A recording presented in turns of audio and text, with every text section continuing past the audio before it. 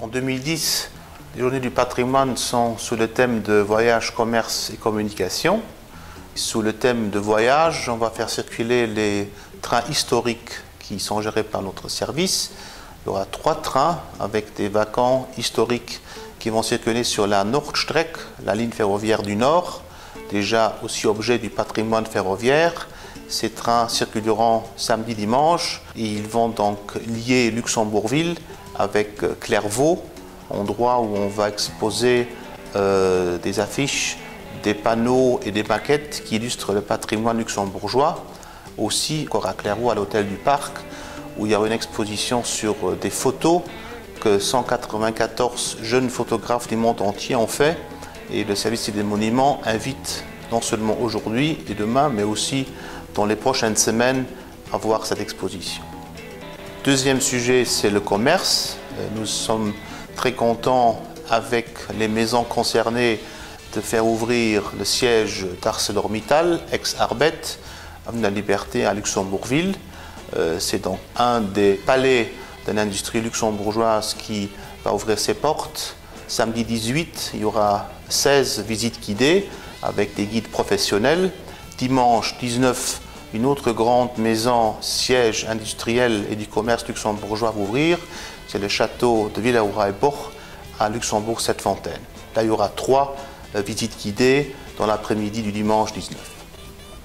Sous le signe de la communication, entre autres, on veut faire découvrir un site qui a été récemment achevé par les sites des monuments nationaux.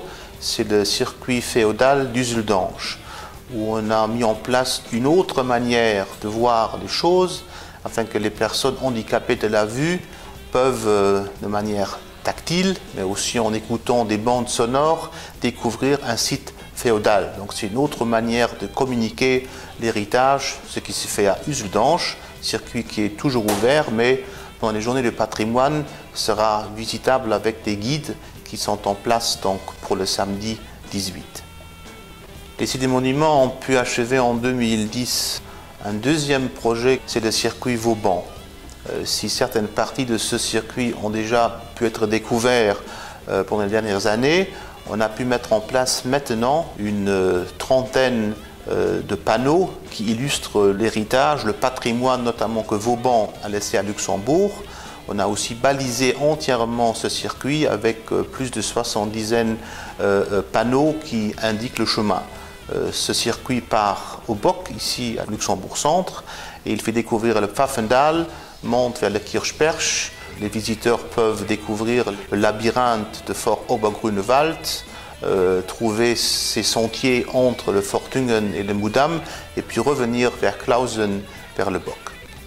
Le circuit Vauban est accessible à tout le monde, toute la famille naturellement peut trouver son plaisir.